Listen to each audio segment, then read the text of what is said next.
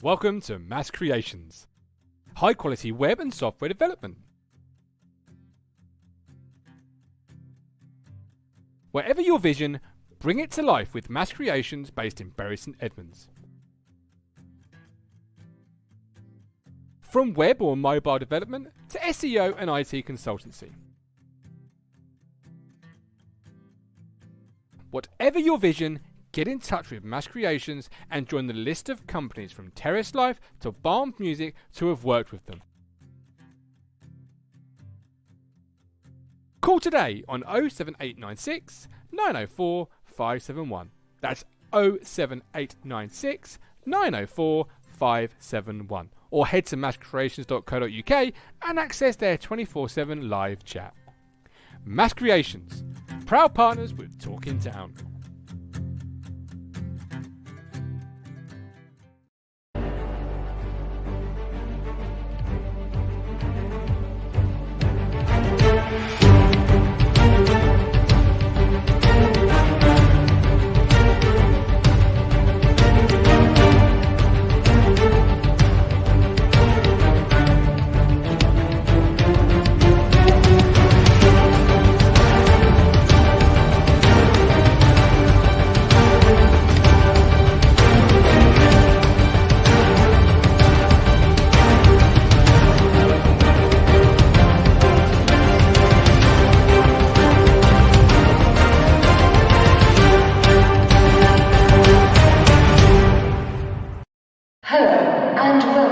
Portman Road.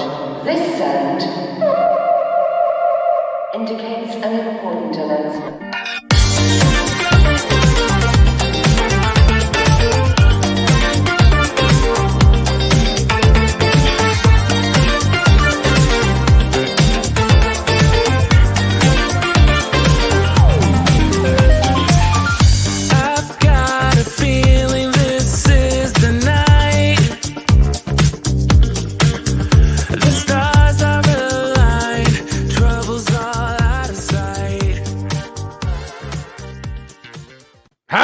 Again, my friends, and you are my friends, and welcome to your Thursday night.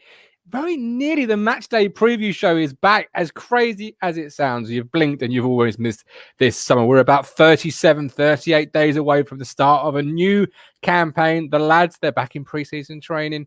The golf clubs have been put away, and the beep tests are being run. So we are putting ourselves through our paces as well over the next coming weeks as we go on a whistle-stop tour of League One clubs. We've got a Rotherham fan joining us on the show today to give us a rundown on them, what we can expect from what is always traditionally a tough test when we play Rotherham. In fact, they were the ones that scuppered us, really. We were flying high under a previous manager we won't mention, and they arrived at Portman Road, bullied us, and gave the blueprint to the rest of the world. And we've never, ever recovered. Let's be brutally honest. So I'm looking forward to hearing what Matt's got to say a bit later on this evening. As always, you can get active in the live chat as Taylor has. Good evening, Taylor. Lee's had an email from the club. New shirt is on the way. Mike Baker, welcome in. Get active in that chat, guys. Get your thoughts, opinions, feelings on all things blue and white in the chat. Or come on the show. Live link will be incoming. There's various topics to discuss tonight. And as always, as I always say, you can support us through Ko-Fi. It's £5 a month. Really are invaluable at the moment, those Ko-Fis, because I'm planning next year's content and what we can do at the football club, what we can't do at the football club, what's feasible. And just opens it up for us because it gives us some insurance, if you like, of what we've got to play with it. I look around at the dog currently clawing at the router. That's never a good thing on an internet show. So while I sort him out, I will bring in my first contributor because he's about to eat the wife's birthday card. Is our designer, George Nunn.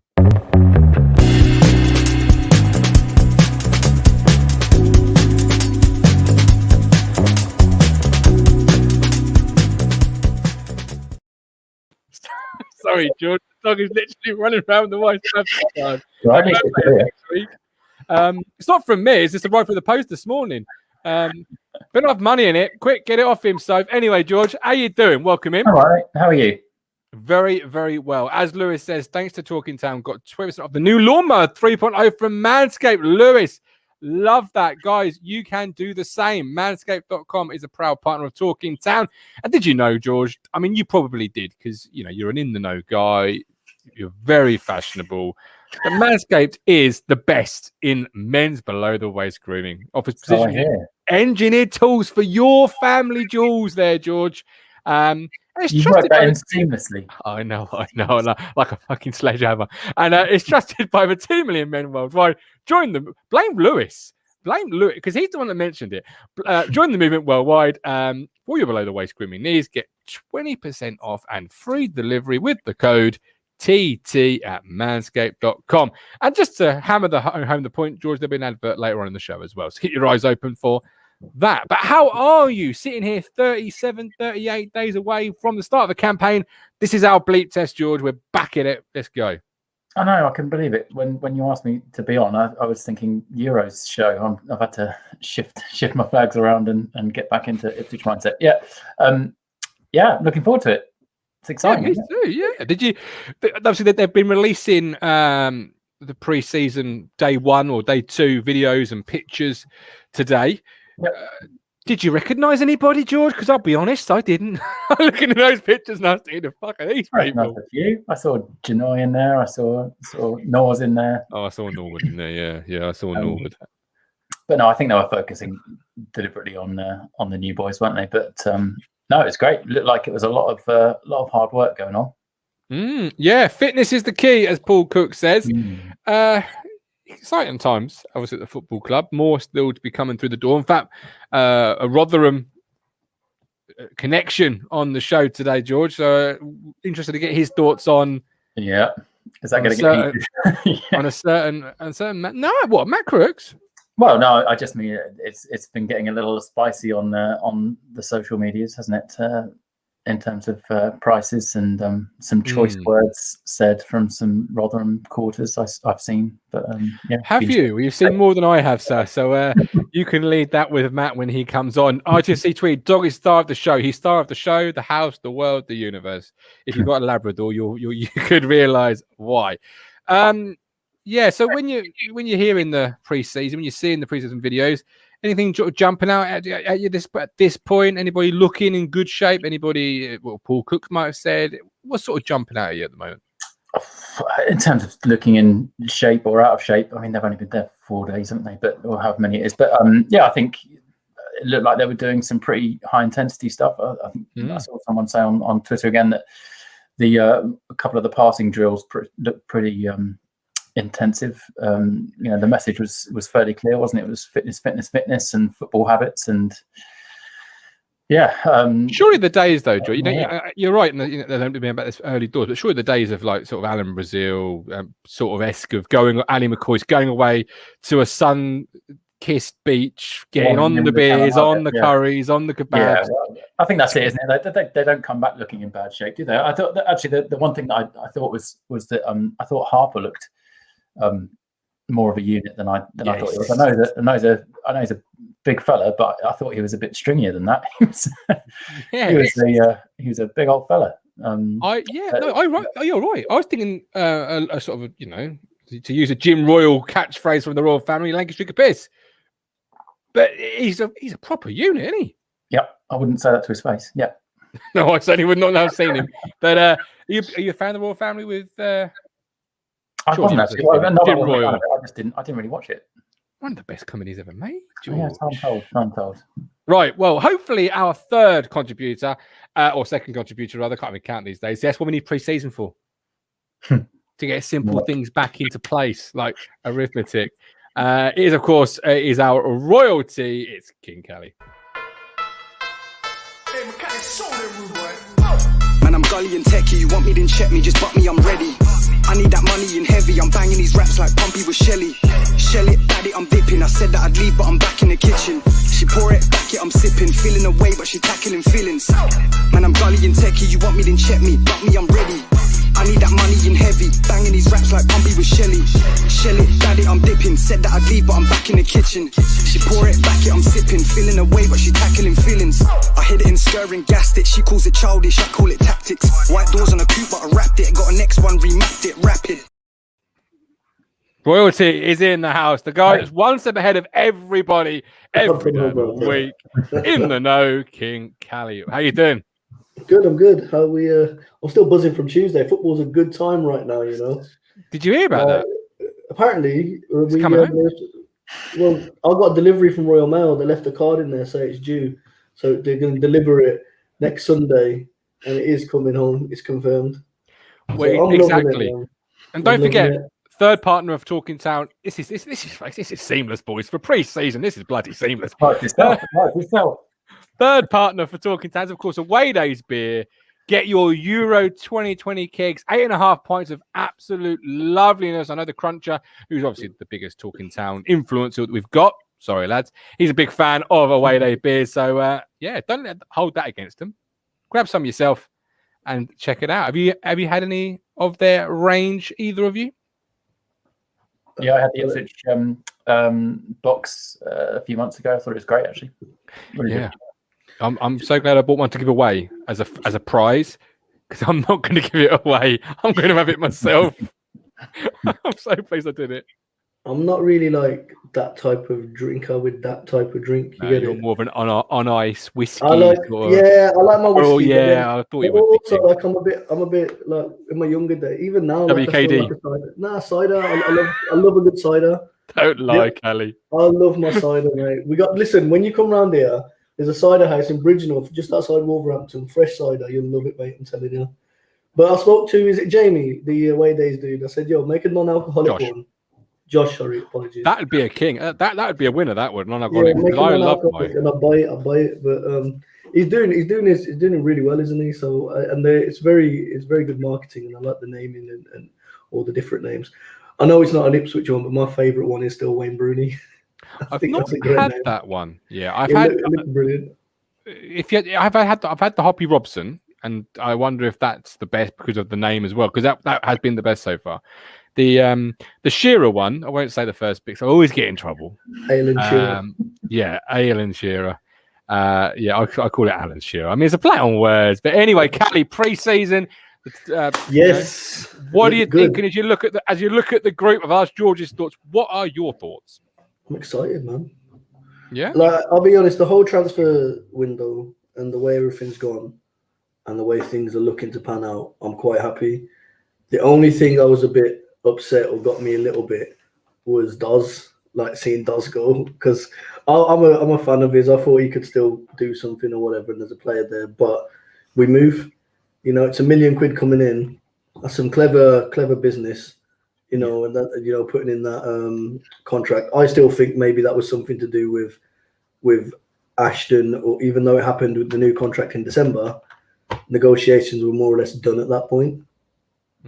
Right. So I think maybe it wasn't directly done for them, but maybe there was some influence. Maybe they said, look, tie down these assets, get something there so we can cash in later or whatever. But I think there's been some sort of influence there. And that was good. But other than that, some great servants with the club that have gone or whatever. New chapter, new era. I know we said a new era before with Paul Hurst, and then, that happened. That was fun. But I don't know. I'm hyped about it because we said it before when some of the first signings happened. Yeah, for the first time in a long time, as an Ipswich fan, your transfers coming in, the clubs that they're coming from are vexed. Like the fans are upset. They're like, what? Ipswich? Yeah. The amount of I've got family in West Brom and Wolves. The amount of baggy fans have come up saying, you guys still in League One? I thought you were in the Championship. What? Hold on, what? Raheem's gone to a League One club. What the hell? Even because apparently Birmingham were also interested in him. So apparently, but I don't know. I don't know if he was going to go there because he wasn't in Bowyer's plans when Bowyer took over. But there was some interest there, so it's exciting, man. It is. It's nice to not have fans say, "I'll drive him there," because that's how normally it ends up. We get fans who can't wait to be rid of them. Who's the last apart from this season? Okay, you could say KVY, but again, you haven't really seen a lot of KVY. But who's the last signing we made then, excluding KVY, where it's been a similar reaction to what we're seeing this season? Good question, George. Is there a name springing to mind for you? I mean, I think Norwood was probably close in terms of. I mean, they knew he was going, didn't they? But I think he was probably closest in terms of how excited fans were to get him. Possibly, yeah. I mean, before that, it was drawn out. That probably helped as well in terms of it mounting the excitement wise. But yeah, I'm not sure that there's been. I certainly don't think we've seen a kind of 6 players that of the similar quality in the same window, let alone consecutively as signings for. The only one I'm not. True. The only one I'm not like overly like. Yeah, I'm loving it or whatever. The 2 is I've got questions about, but I trust the process or whatever. I've got questions whether they're the starters. Is the goalkeeper that Vaz is? What's his name? Vaz. Kally. Yeah, but he said call him Vash. I saw his little video. And then that left back dude, Penny. The Wednesday fan we had on the show, which you could still watch on the YouTube channel. That, yeah. He was loving him. He thought he was a class player, should be in their first team. A bit like your West Brom fans there, your West Brom mates there. Okay, they're just a bit. What? Why has he gone there? What's he doing? Another player that's doing the rounds, and we'll start with this one because obviously we'll bring on Matt from the Rotherham side of the fence in just a second. But it's Crooks. He's doing the rounds. £400,000 is the fee that reportedly has been turned down. Before we get his opinion on the player, would you persist or would you be moving on at this point of negotiations? I'll start with you, George. 400 grand, they've said no. Would you be persistent? Would you go back in with say 500,000, maybe 750? Or would you say, well, that's it for now, July 1st? We'll see where we are in 2 weeks' time. I can't imagine there's too many transfers that happen with the first offer. So I whether we offered something and it's been turned down, and whether it was 400,000, pass. But if it is, and it was, can only assume that we think he's worth at least that. I think he's a decent age, isn't he? Is he 27? Is he? He seems a quality player. I think he'd be awesome in League One from what I've seen of him, and certainly the reaction from the Rotherham fans and the other clubs interested seems to suggest that. I would expect that we will potentially go back, just because I don't think negotiations necessarily end at the first offer if it was. But my gut instinct is that, that some of the numbers that people are just throwing out there is we should just pay £1 million and be done with it. Equally, the people saying that Rotherham want £1+ million for it. He's in the last year of his contract. They've just gone down to League One. I doubt very much whether they're going to get anything like £1 million for him, but I might be way off the mark. So okay. I think I'd go in again, but nothing too excessive over £500,000. I wouldn't. Okay, put a bit of meat on the bone there, Kally, for you. So it was 400,000 reported by our friends at the EADT. He's 27, so just hitting the prime of his career. He's 6 foot. He scored a bundle of goals. He's a good player by all accounts, and apparently Peterborough are also tracking the player. What's his preferred position? Was it in the centre, the 10, or was it the well? winger? We can ask the Rotherham fan when in just a second. So in either case, we need players in that area, right? So you remember we need a squad as well, right? We certainly do. Yeah, he's done. Yeah, he's done it. He played all right in the Championship. I've seen a few highlight reels, like probably George has as well, from them last season. And I think when he was in there in League One, he's a quality. He's clearly something about him in terms of a Championship player, whether that's a lower end Championship or mid-tier Championship. I don't know too much about him, but what is clear is he's a Championship player there. So for the sake, because I think if it's 400 grand there, I think, just bang on there, that money there, 600k. I think you eventually land on a figure around 600,000, he'll come across here. We would have got probably about the similar money for Downes anyway. So it's the kind of same sort of in and out type of money. So you're not really spending a lot. So I think trigger. I think you get him in. He's someone that knows how to score. He knows how to get out of the league as well. He's clearly got like a winning ambition as well, winner's mentality. Because Rotherham season before when we were with them and they went up, they had a bit up and down season, but they had some solid results and they went on a wicked run at the end of the season, which is obviously what got them promoted or whatever. So 600k, but I agree with George. I ain't paying £1 million for him, right? Because yes, 26, 27 is good. He's approaching his prime. But I think when Ashton manages to pull off 500k for Raheem Harper, who is at the top end of the championship in their teams and, has all that potential as well, and he's younger, then I'd rather spend $1 million on someone else like that. Does that make sense? Absolutely. Good evening, Daniel Barnard. Josh, we'll never get him for 600 grand, far too cheap. But it's a depressed market as well. Let's not forget that. Yeah, right? if they double, you got Lionel Messi knocking around for free. You've just got to tell him that, right? Look, we want this guy. Where do you think Bake, he's in Turkey, he's stopping by in Barcelona on his way back? Yeah, exactly. We need a number 10, don't we? There we go. Number 10. Exactly. That is the bargaining chip, isn't it? You tell Rotherham, you tell Barry Juggle straight. You say, look, we've got Messi on the plane, so give us Crooks, or we'll have Messi playing against you twice again next season. Matt, how's that sound, fella? Welcome in. This guy's from he's from New York Talk. Welcome in, Matt. I'll drop your stuff in the chat so the guys and girls can find you. Matt Crooks. Kally doesn't know a lot about him. Neither do I, to be honest with you. Just to paint a picture of him. What is he? Who is he? And is he a good player? He's a very good player. I love Crooksy. He can play just about anywhere in the middle of the pitch. You could play him as a box-to-box number 8. You could play him as just behind the front 2. You could play him as a second striker. He has played out on the wing, but I wouldn't do that because that's just daft. But he's 6 foot something. His nickname's the Tree. But because of his size, we had a guy called Ollie Hawkins. We called the Tree. So hopefully it's not the same. No, Carry on. Let's carry on. I was going to say he's quick as well. They released the stats for the running stats for the club today for the pre-season. And he's got the club record for the mile run. He's quickest at club. So for a massive tall player, he is very quick as well. I wonder if that was a little bit of gamesmanship though, because they know Paul Cook really values fitness work.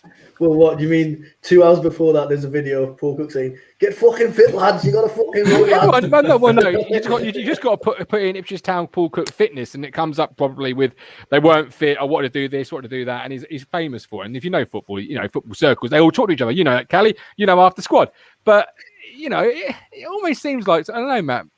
That we've got a player here who can run for days. You like players that can run for days. We'll get the fan base talking about how fit he is, and maybe we can try and move it along in the press a little bit. He had that last year. This is just Crooksy. He is just the Mr. Fitness. And if you know Rotherham United, you know Paul Ward, former fitness coach. We are the fittest team going. If we wouldn't have had COVID last year, our fitness would have carried us through because of that, because of how many games and whatnot. Crooks has always been the case. Last year, like I said, he had the record last year, and this year, they might have fudged it, but he has gone faster this year apparently. So he's a machine, that lad. Yeah. You're saying obviously he plays like a load of positions, a load of different positions. In your opinion, obviously, having watched him week in and week out, where's his strongest position? Where does he make the most impact? For me, as a 10, just behind 8 big man or behind 2 strikers. Last season, he linked up. I asked Michael Smith, our target man. He linked up with him fantastically well last season. So, what was his stats? Do we have his stats last year or whatever? 9 goals and 4 or 5 assists, something like that. Oh, he'll do for me. I mean, that's near enough our top goal scorer. And that's in the championship. That's the thing, isn't it? In terms of the size of the amount of money we're talking about, that is the spot that one of the spots that we're lacking. Certainly, still the spot that we're lacking through the middle. I think is that number 10 player. That we've got a pretty packed central midfield at the moment, but they're most of them are holding or defensive or box to box. That may scupper the Messi deal then. Yeah, what's going on though, Matt? Why is he even being spoken about? In terms of going from one League One team to another League One team, because as you say, he's got so many goals in the Championship. He's fit as they come. What's the Rotherham perspective in this? And thinking, well, what's going on? We're a club that we sort of know where we are. We're aware that we have to bring players in for not much money, and probably will move on to bigger and better things. You look at in the past with Semi Ajayi, we got for literally nothing from Cardiff. He's been a Premier League player. Will Volts got for minimum from Scotland, 2 or 3 million from Cardiff. From that point of view, so is there acceptance of us, especially when we get relegated, that our best players may end up leaving? What we need to make sure we do is not sell on the cheap. That's the key for us. As far as best players are going to go, in best sense of the word, good luck. If Crooksy goes, fantastic. Good luck to you, lad. I would like to see him go to the championship. I think he's earned a second shot at the championship, and I don't want to see him go to you guys because I hope we're going to be challenging you. What's your figure for him, Matt? What do you think he's worth? Yeah. In the million, a million plus. We wanted 3 million in January, and when we were in the championship. Now we've gone down, so the price has gone down. I fully accept that. Has it gone down by more than half? That's to go down by 50% in a few months is a big drop, and he's not played worse. He's continued to improve during that time. I would be surprised because, well, I know he's not. So there was a quote in our local newspaper saying that we want £1 million for Michael Smith, and the quote was the Millers want considerably more for Matt Crooks. So I would think 1.5 will go. But You're that's a salesman, Matt, because you're certainly selling him to me without a shadow of a doubt. Michael Finch, we had a player called Weon Edwards who holds the world record for a free kick reaching the edge of space. It's probably true. You can look on the archives for that. Stephen Praise is the last chance for a fair keeping him, but he's going to go regardless. 3 million. Lee Anderson's not having any of that, but I can certainly believe to be it. fair, he said that's in January when there's in the championship. So he's not saying that now, but he's 27 though, Cal. You know, he's in the prime, and you're only going to get better. Touch wood, injuries, permitting. So maybe we've got to offer 7 figures by the sounds of it, right? We've got to offer 7 figures. Are we in the market for? We're still a League One. I know we're not worried for money. We got money, man. We're making it rain. We got money, fucking making it rain everywhere, man. Absolutely. If those numbers are realistic, that sounds like he's being priced out of a move to League One, which may very well be, by design, because he may. Well, he's clearly got the quality to be a championship player. Because that's the other thing I was going to ask you, mate. Was like, obviously, if your players get relegated, we've had relegation, right? And when we got relegated down to League One, your best players go. And for us, it was the big one was our keeper. He left, and seeing him go. Sorry, Martin needs a moment here. He's got a little room in his house with a little shrine for him with a goalkeeper. I actually have. So, obviously, seeing him being linked with Ipswich, who are another League One team challenging. We're not, I don't think we're going to be favourites to go up or whatever, but we'll certainly have a top 6 in terms of our odds. You've probably got better odds in terms of going up. But then why is there no other championship club sniffing around? Or do you think that there is? And what would your thoughts be on him going to a League One club over a championship club? I think Paul Cook's in charge of helps. He knows League One. And Crooks is the type of player to help you get out of League One because of all the things we've already spoken about. It was linked with Forest in January. The £3 million was what we wanted from Forest in January. Chris Hughton, again, he seems a bit of a Chris Hughton type of player. Gets goals from midfield. They'll get a striker to fit in with that method as well. As we linked with Peterborough, we're not shy of spending money at Peterborough, to be fair. We know how much they've spent on the players in the past, and they're a sort of model we can aim for. Buy 500k to sell for £8 million or whatever it is for Tony. I would be disappointed to see him go to you guys just because you're in League One. I accept you're going to pay much more money than we can afford to pay him and everything else. My worry is that you guys seem to be in business this summer. And if a club like Ipswich can be in business, because you've got the cash, we've seen we were in the same league as Wolves all them years ago. If you can spend the cash in the right places and give the right wages to the right players, a club like Ipswich can walk this league. You've got to get that right. And Crooksy would be the right type of player. I don't want to see you get him, but he would be the right type of player. Kally mentioned the odd. Go on. I was going to say, who did you sign him from and what much was it? Northampton, when he was in League 2 for 200 grand. That's what you got to do. 600 grand's a profit. Take it, man. Come on. Well, Matt can't arrange the deal, sadly. But you mentioned the odds there, Kally.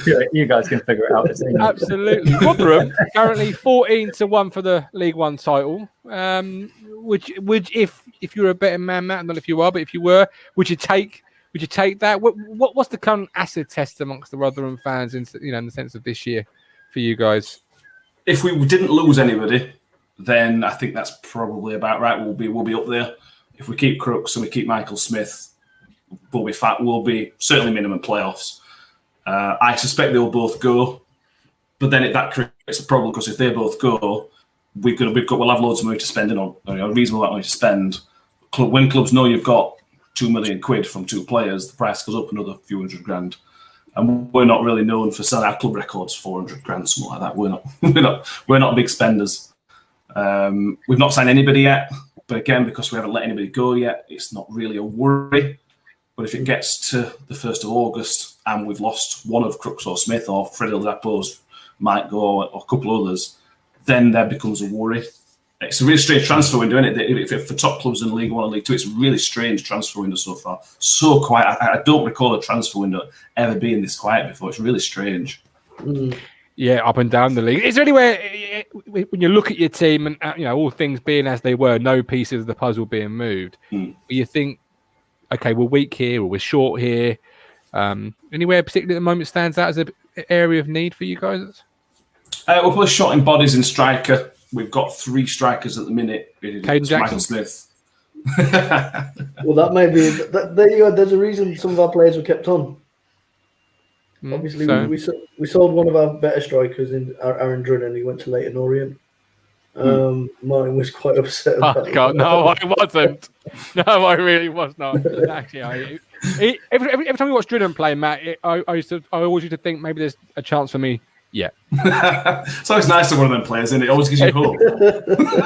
I had more goals than him at Portman Road for a good part of the season, and I wasn't playing any games. So it says its own story. So you say striker. Sorry, Matt, carry on. Yeah, we've got 3. We've got 2 senior strikers and a kid coming through. Could be a fantastic striker, but he is a kid. And you can't be going into a season normally playing 2 up top with 3 strikers. So we're going to need at least one body in there. We're probably short in the standard midfield. We had Lewis Wing last year from Middlesbrough, who was an amazing player. He's not going to come down to League One, so we need to somehow replace him.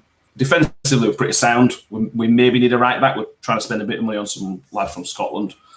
But it's just backup. As it stands, it's just backup. We need a backup left back. We need a backup right back. We need a backup striker. And we could do another body in midfield. The core of the squad is not far off what got us promoted. So we just had a little bit of things in places, then there's no reason why we shouldn't be where we were last year, in theory. Lovely. Kick it off against Plymouth. Looking forward to it. Have you looking forward to get back in the New York Stadium? I can't wait. We've got our first pre-season friendly next Saturday against the local Parkgate team. I've got my ticket already. I can't wait to back in a crowd of fans again. It's going to be amazing. I was the same as you. I bought tickets for our first friendly next week. And then the wife said it's her birthday. I had to get a refund. I felt like I was ashamed of myself after all that time away from a football stadium. There I was on the phone saying, can I have a refund, please? Crazy. George, anything to ask before we let Matt enjoy the rest of his Thursday night? No, I mean, the only thing I was going to say is that I guess there's some element of urgency, if that's the right word, in terms of getting your Crooks and Smith business done. If you've not done a lot of business so far, and as you say, you don't want to go too far into mid-July or heaven forbid August without having filled those spots if you're going to lose them. So I guess there might be movement in the next sort of week or so. I guess so from your end, you must be expecting it as much as we are. If you guys want to get it done. Yeah, no, absolutely. I think pre-season is when things start getting serious, isn't it? Transfers. Everybody's out of contract now, so that'll start a bit of movement. Yeah, I want. Ideally, I think this goes for every club. We want it all sorted. We want the big players sorted by first game of the season. I don't want the question marks. I think going back to Crooks, at the start of last season, they were linked to a few players, and the first few games of the season, it was quite clear his head had been turned a little bit. Not for very long, but there were a few games. And we can't be going out into league. It's a tough league this one. League One is going to be a really fun league this year. Tough but fun. Yeah. And we can't be carrying that to start with. So it needs sorting as soon as possible. But every other club says that as well. Perfect. Well, Matt, good luck for the year. Thanks for coming on. Hope to speak to you again soon, except obviously twice during the season where I hope you get royally absolutely stuck. And yourself. Appreciate it. Appreciate you very much. Support for Talking Town is brought to you by Manscaped, who is the best in men's below-the-waist grooming. Manscaped offers precision-engineered tools for your family jewels. Hold up, fellas. I don't think we've quite understood what I'm talking about here. We've gone years in the UK without using the right tools for the job. Long gone are the days of a razor blade in the mirror. No more shall we look like Sideshow Bob down there. Manscaped have redesigned the electric trimmer. Their engineering team have perfected the greatest ball hair trimmer ever created and have just released the new and improved Lawnmower 3.0 in the UK. Their third generation trimmer features a cutting edge ceramic blade to reduce grooming accidents because nobody wants a bloodbath in the bathroom. Did I tell you it's got waterproof technology so you can dim those lights, get yourself in the shower and groom to your heart's content? Whatever you do, however you do it with Manscaped's Lawnmower 3.0, and don't forget, you can get 20% off and free delivery with the code TT.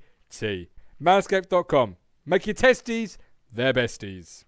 Anderson bringing the mood down. My missus loves a tickle on the nose. But not everyone's does, so Manscaped, get it in, guys. As Lewis did earlier. Jem, can you get it? It was an Ipswich badge. Lee Anderson, no Manscaped for me. Lee, if you get Manscaped, you will be allowed to sit on that sofa, my friend. I can promise you. The wife will allow you to sit anywhere you want. She's worried he's shedding. exactly it, mate. Absolutely spot on. Right, we've got lots to cover still. Flynn Downes coming up, but first of all, I asked Matt there from Rotherham, who is really insightful. I'm glad he could come on and say thanks, Matt. Early expectations. So I'm going to ask both of you, what are your early expectations from this group? Particularly after manager Paul Cook today said pre-season is exciting, but building a team takes time.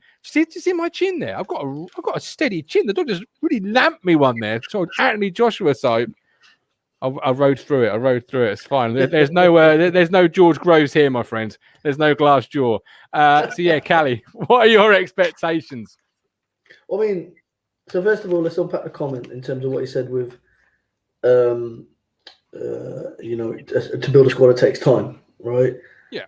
Now that's what I think that's what we've been saying all along, which is, it's not going to be one transfer window. We know that.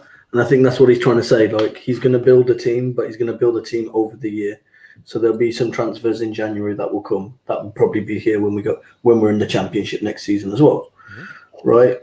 So in terms of what I think, in terms of what this squad can do, well, it's not just going to be this squad come 7th of August when we're playing Morecambe, or maybe even 6th. It might be moved to Friday. So if it moves, whenever the game is, whenever we play them, right? Whatever. Yeah, it will take time for the squad to gel. I hope that we don't do what we normally do, which is run 100 mile an hour. We sprint for the first 100 meters, and we forget it's a marathon, and then we always tail off every season since I can remember. Last 10 years or whatever. That's always been Ipswich Town. I'd like to see us get that sprint at the end. I honestly feel that the group of players that will be there on at the beginning of the season, and by the end of the season, will be champions. That's what I feel. Wow. Okay. Harry, fucking champions. Yeah. George's eyes bulged there. I'm going bold. All of that leading up to that, Kally, I thought you were going to say, you'd be happy with playoffs, but you wouldn't be massively disappointed. Listen, I ain't going to be happy with playoffs. Listen, top two will be like okay, cool. I'm not going to be upset at top two. I want the top trophy. We're back in the stadium. I get what they did. All the owners, the free lines, they're very smart. They thought, you know what, let's delay the deal till the end of the season, so the season's gone. We'll start next season because it's not fair. Ipswich fans have been waiting to see a trophy. It's not fair to lift the trophy in an empty stadium. So they said, once, let's get COVID out of the way. That's all done. We dodged COVID like that, right? And now all of a sudden, fans are back in the stadium. We'll be there in May watching whoever our captain is and lifting the trophy, right? Love it. All right. Cheering. Jem says playoffs at the very least. Ben Moore, nor to score more than 10 goals. Stephen Parry, as best as possible, gelling and getting used to it takes time. Stephen, don't get splinters sat on that fence, my man. Now some opinions to the mast. What are you saying? As best as possible. What's that? 11th? 8th? It's improvement. Perhaps 11th, isn't it? Harry, I like your optimism, but we ain't winning up first 10. Jem, this league was so shit last year. I don't mind that. I don't mind not winning the first 10.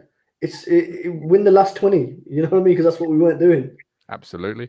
Last year we made the playoffs with 3 more wins. Surely we could sort that out this year. You say that, Kally, and I think we'll probably unpack that as we go towards the start of the season. But for me, you need a bit of a good start, just because fans won't forget what happened back in the last year. Cook won't keep his job if there's 10 games. If there's the same 10 games as the last 10 games that we played, he can't afford that. But he won't have that. He's had. Don't forget when he come in, he was getting like bit part training sessions here and there because of the fixture pile up. He's got 6 solid weeks of pre-season that he's putting them through the paces. Right, we'll see. You know, you've got a friendly against that team in Kent on Saturday or whatever. Then we got these Stevenage and was it West Ham or someone that we're talking about as well. There was another Premier League it's team. Premier League team. It's not be Colchester, is it?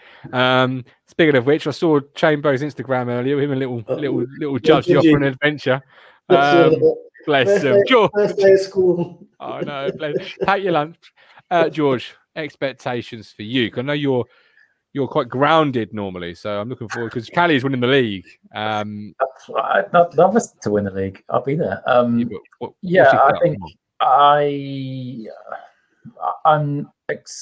have expectations of at least the top 6. I think I'm really, really impressed with the business that we've done so far, and I'm equally excited about the business that we're likely to do over the next 6 or 8 weeks, however long it is until the end of the window. So I think if they keep going the way they're going, my expectations may very well increase over that time. The only thing will be getting them to play together and hopefully not getting any of them so late in the day that they're not fit enough for Paul Cook to for them to do what Paul Cook wants them to do. So I think top 6. I'd love top 4.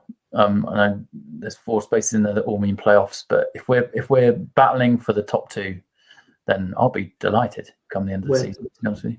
When? Kally says when. Jim, Cook's joining the side to last the course. No drop off this year, please. Lee says if Norris starts to go to the right players behind him, giving him service. Is he going to be starting? Sorry to interrupt. I think we'll. What about that? What about Bon Appetit? What about him? Like I like that. You like that one? No one wrong with that headline. I was disappointed. No one said Bon Appetit. I was like, what's going on? We could smack that on a t-shirt, George. Just throw that down on a notepad. Bon Appetit. I like that. I like that a lot. Is he? Because was it Harry put a comment in there saying, he's one of us, so he'll have that hunger and that kind of desire that we thought about with our academy lads or whatever. Said he would himself, didn't he? So it'd be interesting. But is he? Because I understand he's a striker more than a 10 anyway. So he is a striker, yeah. Is he going to be? Is he in the team? Because Cook ain't playing with 2 strikers, or is Norwood in the team? Who's your number 1 striker? George? I'm half tempted to say someone else. I wouldn't be surprised if we sign. I wouldn't be surprised if we sign another striker. I think Bon is in there to be a squad player potentially, and I think we need three good quality forwards who can potentially shift around that front 3 a bit, but and potentially into the number 10, because at the moment we don't have anyone that can play in that role. So even if we get Crooks, is he going to fill that space the whole season? So I reckon I would think that forward is still on our list. I'm not, I'm making that up, but just because I'm not sure that Norwood's shown enough. He's 30. Bon has not ever been prolific. So do you reckon that? Sorry, Karen. Sorry. No, go on. Oh, I was going to say, but do you reckon Norwood, like anyone else that is the injury side, do you reckon we're going to see a bit more consistency with players now, rather than either? I don't know what was going on, whether they were bad advice or they're rushing back or whatever, but the injury, it's Injury Town Football Club for a long time, right? So too long. Now we've got like proper sports science people and proper people knowing what they're doing and proper fitness people. Do you reckon that maybe that would have an impact, and maybe Cook's thinking, well, if I can get Norwood fit for 75%, 80% of the season, there's 20, 30 goals there. But I don't know. Yeah, I think if we can keep Norwood fit, then I think 10 plus goals, even if he's coming on as a 65th minute sub every week. You'll get more out of him, won't you? Yeah, exactly. A striker that plays on his own, I can only imagine the amount of work they have to do in a Paul Cook team. So I would expect a striker to be, not necessarily playing full 90 minutes. I think Lee makes a great point, George. I think he might start behind him, but it's interesting because it's what we need instead of the crap we had like Drinan, Hawkins, like where it was so predetermined, where there was no real training camp competition. Well, he there was thinks nothing, it was. He thinks Bond's going to start behind Norwood or Nor's behind Bond. I'm not quite sure. Lee answered it. You can answer that in the chat. But I just think it's interesting to have that conundrum again at our football club, where you're looking at the right side, for example. You got KVY and you got Wes Burns. Wes Burns played some of his best stuff reportedly, according, I think Nappers was telling us, at right back as an attacking right back. Does that mean KVY is not going to play because of his injury record, or does that mean he shifts out to the left? Or is that an intriguing battle to watch as we go through pre-season? Again, we've got these battles emerging, which means you've got depth, and we need depth with 50 or 60. But again, width is somewhere that we need to bolster ourselves, right? Yeah. Like you look at our wide attacking players. I know KVY can get forward, and I think Penny can get forward as well. Looks like he can take a hell of a set piece. But left wing, right wing, we're really short in the wide areas. We need at least two wingers. We ain't had wingers like for a while, like proper wingers. Like the last winger we really signed was Gui. Do you know what I mean? And that was like our last season in the Championship. Before that, we've had some great wingers on the left, all loanies.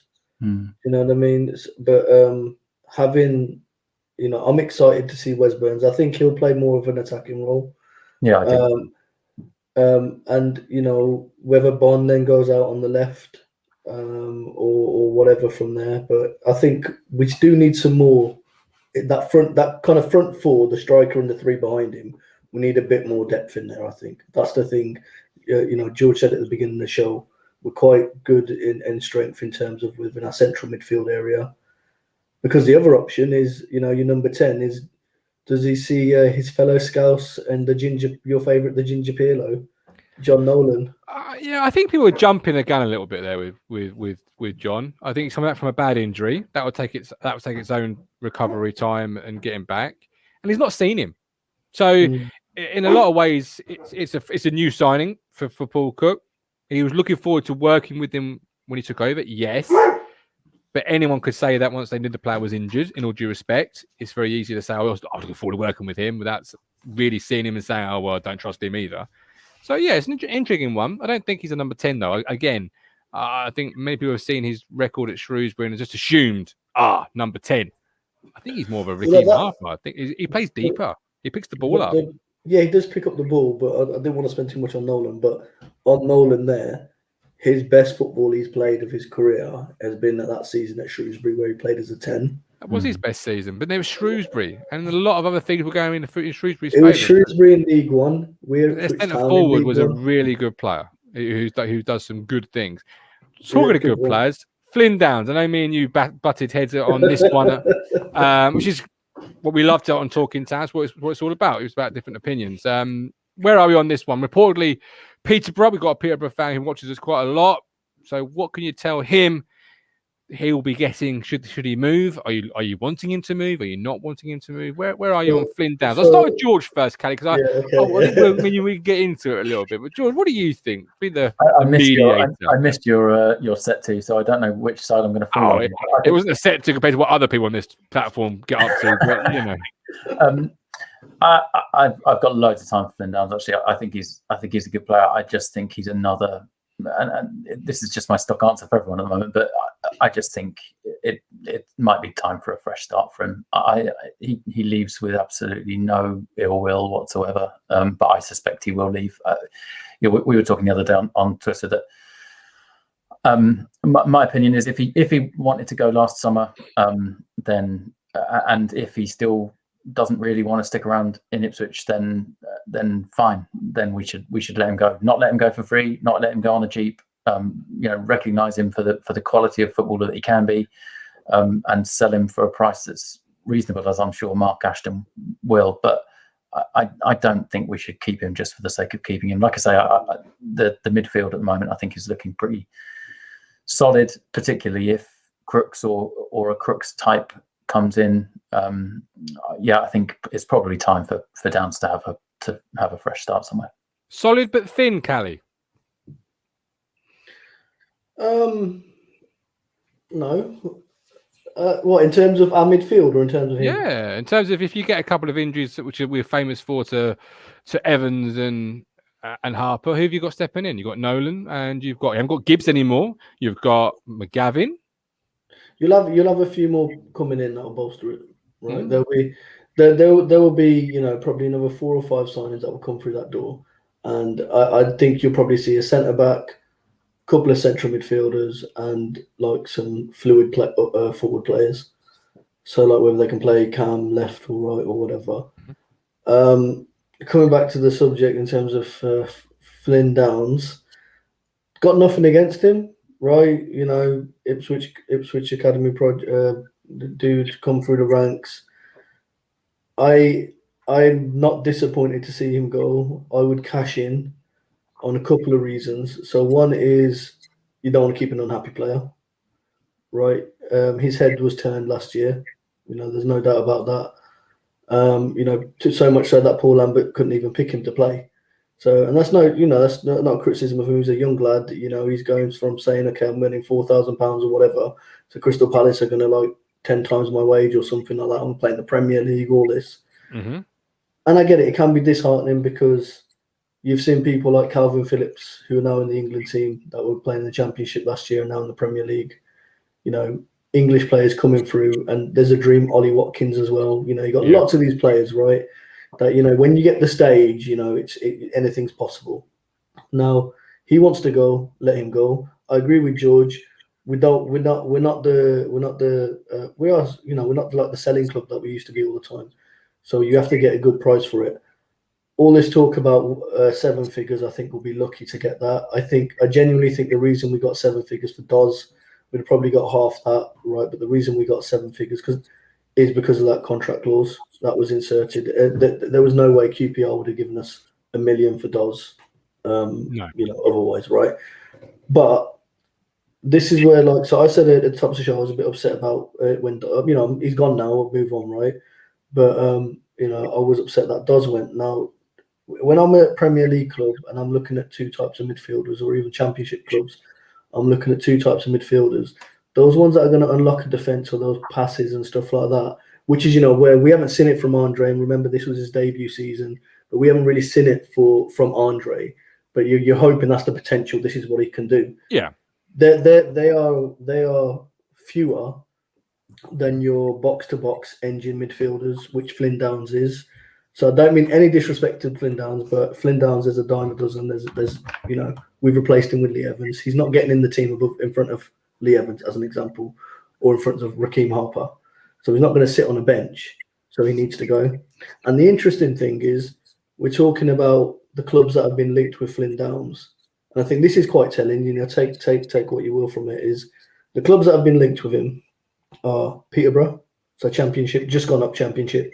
So, probably favourites for relegation and stuff like that. Oxford, Wigan, and Sheffield Wednesday. So all those are League One clubs. Barnsley's called off. But they were interested. There was a report they were interested. So, Yeah, but then you could say that about, Palace were interested in him or whatever last year. But that was last year. I think that's called off. More closely. It's a closer contact, isn't it, than last year? Yeah, if I was Flynn and Barnsley coming, that's the move you go for, right? That is the move you go for. Yeah.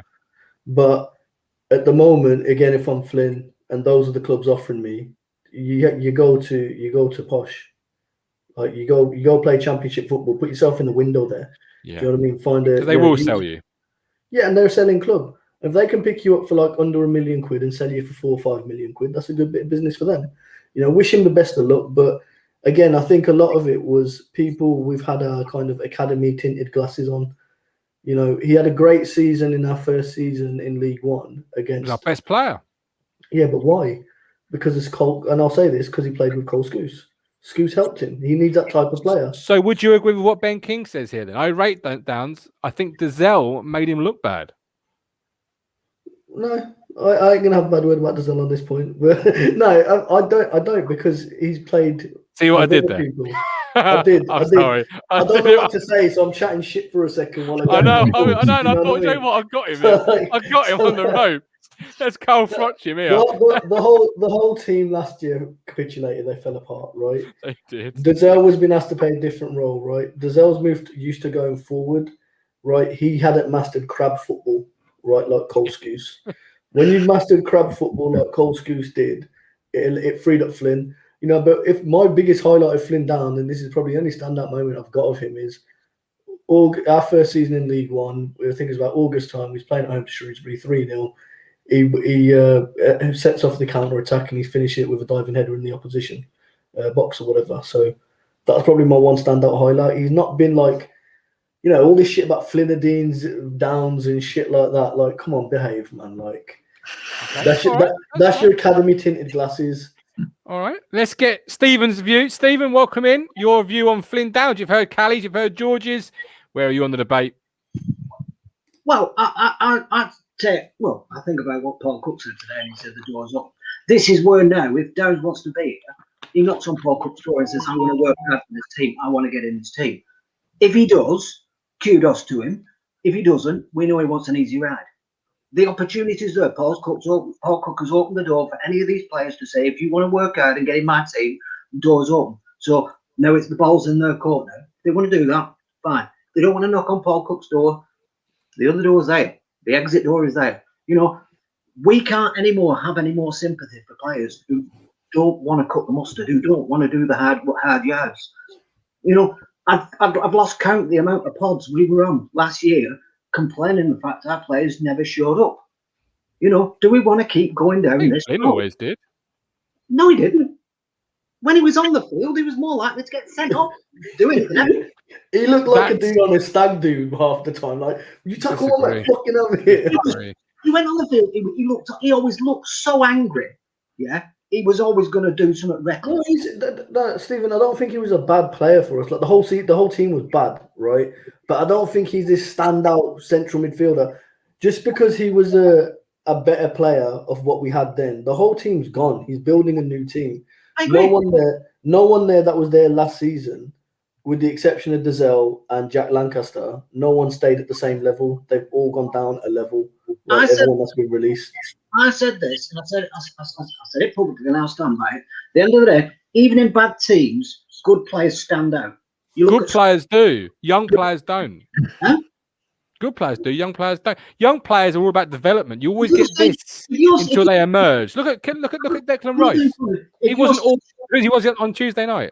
Come on, let's get realistic. If you're still trying to convince me, that Downes is a young player when you've got Saka playing for England at his age, Jesus Christ! I've got a Yaris on the driveway. Don't mean I should have a Merc. Like Scott's wine. He's younger than Downes, and he played a damn sight better. He stood out. Is he going to the Championship club? No, it's just to be fair, Downes isn't yet either. Being rumoured though, like, are we not in danger of throwing the baby out with the bathwater? Because where's the ball? Okay, George, you're being mediator in this. George, I'm just watching. Yeah. What will surely with Flynn Downes, a young player, Luke Wolfenden, players such as that, they were young, developing. Mm-hmm. Surely it's about what they could be as a club you're looking at. What could this player be in? I'll narrow it from 5 to 3 years' time. If he's going to be good enough for you in the Championship in 3 years' time, shouldn't they be the sort of players you're looking to keep hold of and nurture and grow and develop, particularly when you've got some investment behind? It always comes back to the mental attitude for me, and that's not his attitude in terms of not wanting to play or being too aggressive or whatever it is. I think if his time's done at Ipswich, he'll know. And to be honest with you, I trust Cook enough. He's a third-tier player with a second-tier team after him. I love this club. I'd be the first one handing the transfer request in.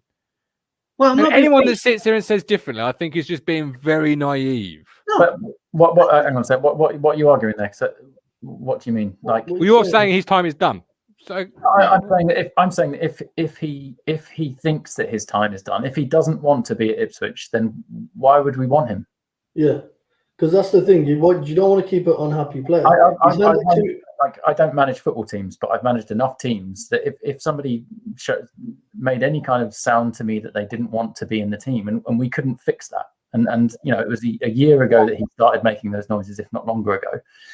It was a year ago that we all knew about it. if he's still making those noises, and we haven't managed to with a reasonable amount of investment behind us, and with all of this positivity behind the club, and with this, what we're told is one of the best managers at this level around, if those things combined can't convince anyone to want to play for Ipswich Town, then why would they? What are we going to do? But then why would we want to keep him? What do you mean? Why you don't work for a business because of the people that you work for and the company that you work for, don't you? You've convinced Raheem Harper. You've convinced Raheem Harper to come to us, right? So there is, I don't know. There's bargaining power because he's a championship player, right? He could, if we're saying Downes is a championship player and that's what he's got in his locker, he was there and he could have been at any, not any club, but it's a move, Kally. Raheem Harper's coming down to a new contract, so a new contract under new owners. We don't know what that is, and that's one man's coin is one man's coin.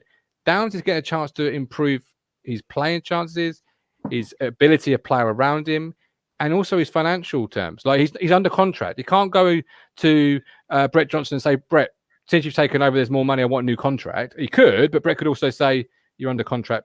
Piss off. Like if a club from a second tier is interested, it's a chance to improve. Yeah, I get that, well. but then everyone's going to have. He should go. What do you think he should do, Martin? I think he's doing exactly what I would do. Right. Hey, these guys are after me. If you two can agree a bid, I'm open to going. I want to go to a team that's better than us at the moment. Aren't we all arguing the same thing then? Well, no, because you're saying he wants to go, so he should go. That's it. He wants out. He wants out. He can't be sold division. That's what you're saying. But I'm saying I'm not going to hold it against him. I'm not going to hold it against him. I don't think anyone is. You're all saying, he wants to go. He's handling 2 transfer requests. He should go. That's it. That's it. Not happy. I'm saying cash in because you ain't got many. You ain't got many. Blame him at all, right? No, I have no ill will. I'm not saying he should get out. Like, I don't think we should offload him just for the sake of offloading him. I don't think we should. But what I'm saying is, it feels like we're all arguing the same thing, which is that it's the right move for everyone. If he wants to move on, great. If we want to move him on, great. If somebody else wants him and he wants to go there, then great. Like, equally, if he turns around tomorrow and says, you know what, I'm well up for sticking around here because I've seen Raheem tearing the place up and Lee and Wes, are sound guys. Then I'm well up for this. I'm going to stick around. I don't think he wants to play for Paul Cook. That's the vibe I'm hearing. I get right.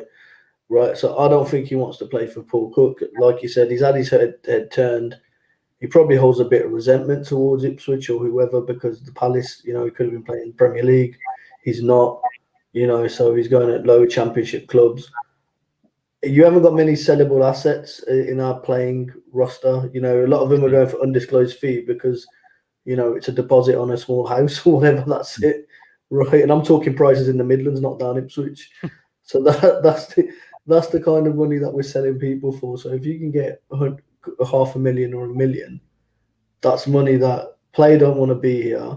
He clearly thinks it's not. I don't think it's a case that he doesn't like Ipswich or the club Ipswich. Maybe it's he feels let down by the previous regime. Maybe he feels he doesn't like Paul Cook or whatever. Because remember, Paul Cook come out and blasted every one of them, right? Every one of them. He ripped them a new arsehole multiple times. Yeah.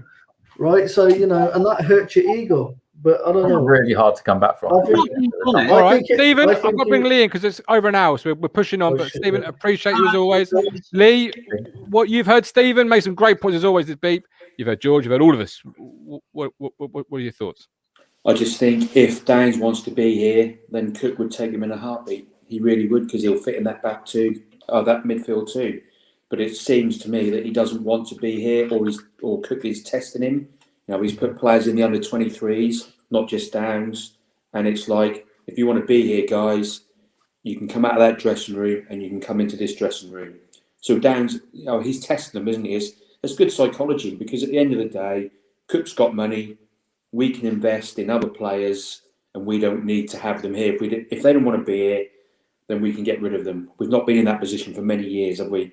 But Downes is as good as anybody that we've had in midfield in the last couple of seasons. And if he wants to be here... That's not saying a lot, though, is it? Well, You're no, talking but about if he Ipswich wants that to finished be, 10th and 11th in League One. yeah, but if he Like wants that- to be here, he's as good as anything I've, watching the games over the last couple of seasons. Well, yeah, and particularly the first season in League One, he was tearing it apart. He was fantastic. Was it because he was with Scouse? Possibly, but he still was. And if you take Scouse out of the equation and you put Harper in there next to Downes, would that then make Downes even better? Where does Lee Evans go? Yeah, I mean, quite possibly. But I think if Downes wants to be here and we want to get rid of him, then we're just replacing like for like, because a Downes on his day who wants to be at the club, who feels he wants to be there, is as good as any of the signings that we've made in that position, in my opinion, because he is that. What he lacks is his downfall is probably goals. He probably doesn't maybe get enough, for that type of midfielder box, because he's the box-to-box player, isn't he, as well? So maybe every time he gets on the ball and he has a shot, doesn't look like he's going to score, does he? We've already replaced him. Like Lee Evans is that replacement. Yeah, but we've got one. That's one player. But Flynn Downes ain't going to be. If you're keeping Flynn Downes, you're not going to keep Flynn Downes on a bench. Flynn Downes wants to be playing week in, week out, right? So you're not going to have. You're going to. Raheem Harper's here to start, and then what you're going to have Lee Evans or you're going to have Flynn Downes. One of them is going to be second fiddle. They both. That's the key. That's the key. When you want players to stay at the club and fight, it's a squad game, isn't it? Look at England the other night. How they're together. Cook will bring everybody together. If you're part of a squad where you're given an equal opportunity, if Downes feels, well, I'm too. Has he been though? Pardon? Has he been though? First day back, you're training with the kids. Is that indicating if you want to be here, we want you here, or is that indicating actually the quicker you could be shipped out? I think we're all going to be rather happy. We don't know the conversation. That decision has been made by the manager, though. Like I would be amazed if that isn't a decision that comes from a conversation that was had with everybody at the end of last season, where he said, "You're shit, but you could probably be better than this. I need to know where you stand. Do you want to play football? But for us, but if you do it my way. If you don't want to do it my way, then that's fine. But that's going to be the end." And the ones that he had that conversation with that were kind of like, I don't know where I fit into this formation, or I don't know where I fit into the relationship with you, then fine. But when you come back, you train with the reserves. That's it. Yeah. So if Downes has got... this is not. I know he's getting a bit of a bum rap for this, Paul Cook, but I would be amazed if this is a one-way thing. Amazed. Absolutely. So Downes has probably got suitors. He's probably got an agent in his ear. So Cook said, play Championship. He is good enough to play Championship. I'm not saying he's shit like that, but I'm just saying. Why is he not good enough to play for us now then? It's the attitude. He doesn't want to be here. Fuck him off in the nicest possible way. All right. I want people that are going to want to be here. Do you know what I mean? All right. I tell you what. Let's hear from Josh, because I need a beer after all that. I'm telling you.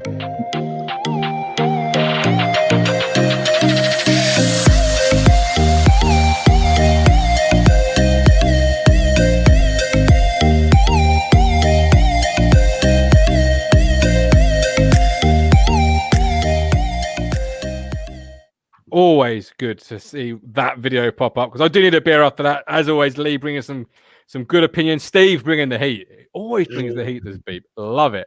That's why the alarm keeps going off.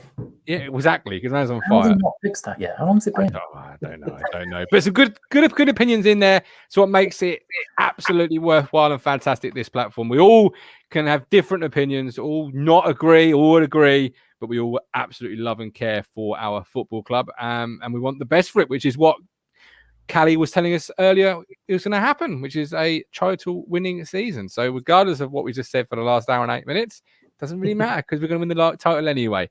As we close, Marcus Evans, and name we didn't think I'd be mentioning again on this show, but he's in the news today. Reportedly, he has, according to football finance expert Kieran Maguire, the accounts for the year to end of June 2020, which were published yesterday, revealed that former owner Marcus Evans waived or settled almost £96 million in loans. So, as we end the show, what do we think? Yeah, as Stephen said, we disagree, but we like you all. Absolutely. I like the way. I like that. That could be a good slogan. That we disagree, but we like each other really. Yeah. So what do we feel on that then? Marcus Evans, £96 million. It's not chump change. It's not back of the sofa £5 notes. Where Kally can start me on this one. Where are you on that? Yeah, I need to be Marcus Evans' PR people, man. Because like, look at me, Scrooge, man. I'm the good guy. He's Mr. Burns, man. Don't believe it. Like half of that. I'm not saying that he hasn't there isn't debt that he's wiped off, but half of that debt, there's you can look at companies' highs and stuff like that, is loans against Marcus Evans' group. So he's taking out loans against himself. So obviously, don't get me wrong. Like he still had to wipe that off from one side, but that's just part and parcel of being an owner, I'm afraid. So I have no love for Marcus Evans. Like I will not say a positive word about him on this show. I won't say a positive word anyway. As much as he says he's a fellow fan or whatever, nah, sorry.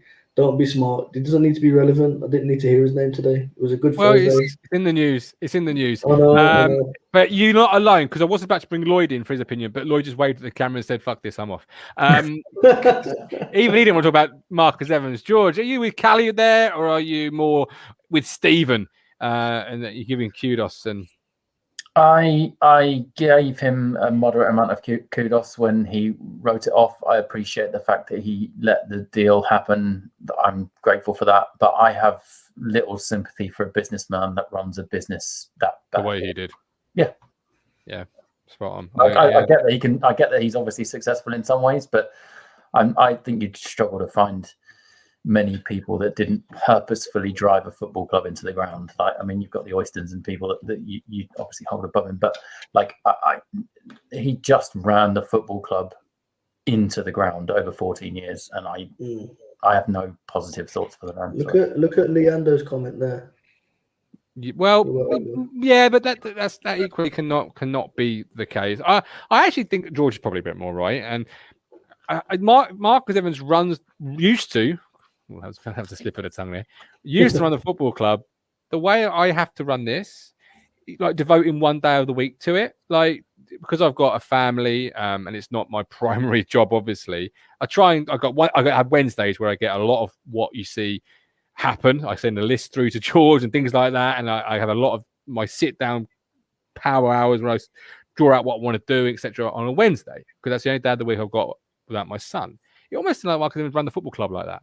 And that's why you didn't get this type of activity in the football in the transfer. But the difference is that you don't have the money behind you to afford to pay someone else to do it for you, which Marcus clearly did. Exactly. He chose to spend £96 million and just basically throw it up the wall. That doesn't need an apology. And it was Get chief executive. You seen the difference the CEOs made in a matter of weeks. Yeah. Do you know what I mean? Yeah. You know, even no love for him, man. Yeah. So he was running it like a part-time hobby job, whereas it was a full-time 24/7. And football is one of those businesses where it never sleeps. Well, did you hear that's what Mark Ashton says? He goes, his second, that Luke dude and the other guy, they have no holidays. There's no weekends for them. Exactly. They never sleep. That's what you want to hear. He's also very smart, though. I will say this as I close. He stepped aside. Because he said, well, 3 people, 4 people, 8 people, 12 people, 1,500 people come in.